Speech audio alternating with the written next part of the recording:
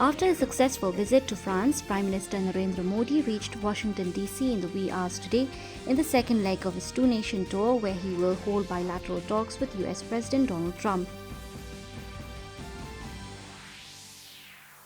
The Rajya Sabha today resumed a discussion on the Union Budget 2025-26. Finance Minister Nirmala Sitharaman is scheduled to reply to the discussion on the Budget 2025-26 this evening. Prime Minister Narendra Modi has extended his greetings on World Radio Day today. Mr. Modi said that from news and culture to music and storytelling, radio is a powerful medium that celebrates creativity. Labour and Employment Minister Mansukh Lakshmanbhai Mandaviya told the Rajya Sabha today that the government is planning to bring various national pension schemes under one umbrella in the days to come.